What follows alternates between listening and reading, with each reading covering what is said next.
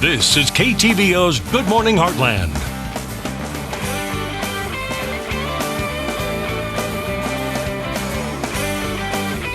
And welcome back. When you think of fawn's foot, monkey face, and fat pocketbook, what comes to mind? If you were thinking freshwater mussels, you're absolutely correct. We have Amanda Moore from the Missouri Department of Conservation here this morning to tell us more about them and to tell us about an upcoming workshop you can attend this weekend. How are you doing? I'm great. Okay, so first of all, how many different types of freshwater mussel species are there in Missouri?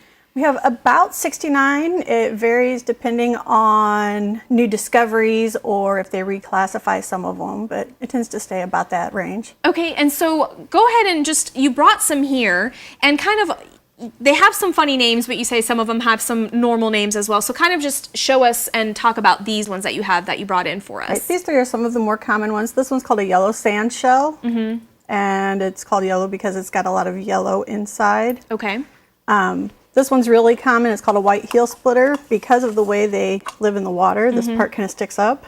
So it's a heel splitter because if you step on it, it's going to slice your foot open. Interesting. And I've seen a lot of the shells out at Thousand Hills. Yeah, these are really common. They're found all over the place, really. And there's a white heel splitter, which has this white inside. There's also a pink that has a very bright pink nacre. Okay. And what's the third one you have? This one is called a pistol grip, and it's another really common one. And it's called a pistol grip because it's shaped kind of like... Look at that. I like it.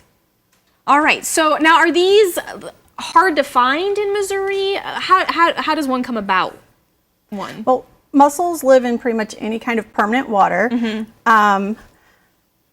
You can find them in lakes and ponds to some extent, but they prefer flowing water. Okay. So if you find a nice stream with a really stable stream bed, then that's your best chance of finding a lot of mussels. Okay, and why are they so important? Well, they are filter feeders, and so that means that the water moves through them, and as the water moves through them, they are taking out algae and bacteria and other particles, and so they are improving the water quality of whatever ecosystem they're in. Okay, so not really sure if this is a dumb question or not, but so what happens to the mussel when you find the shell? What happens to it?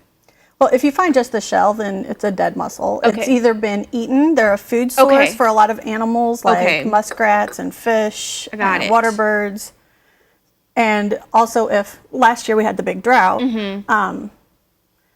when the water level drops like that, any of the mussels that are left higher up are going to be stranded, and if they're not in the water, they can't breathe. They have gills. Okay, so what are the regulations when it comes to mussels? Like if I were to see one, if I'm like, next to a stream or anything, am I allowed to pick one up and take the shell, or do I leave it alone? What are the rules and regulations when it comes to that? Well, it gets a little bit complicated. You have to have a fishing permit to be able to take them at all. You can have up to 5 per day, and that's living or dead.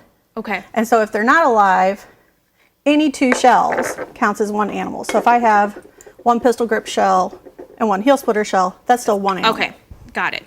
All right, so now let's go ahead and talk about the upcoming event this Saturday that our viewers can attend if they're willing to. Kind of just talk about what it is and where it's going to be at and what time. All right, our Conservation Keepers program is going to meet at Woodlawn Access, which is in Monroe County, a little northeast of Moberly. Okay. We're going to get in the river and look for some mussels there. Okay, so it's a hands-on Yes, very workshop. hands-on.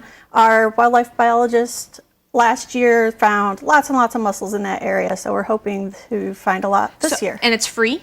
It is free. Okay. Everything I do is free. All right. That's fantastic. We love hearing the word free here on Good Morning Heartland and at KTVO. So this is like a fun activity you can do with the kids, Yes. Have them, they can not only have fun, but they can also learn about different species, especially freshwater mussels. So what we'll do is we'll post all of this on our website at heartlandconnection.com. Great. We will link a Missouri Department of Conservation's website as well as the schedule for Saturday where they need to meet, what time, and all that other stuff. All right, wonderful. Well, thank you so much, Amanda, for coming in. Oh, thank you. And we'll be right back.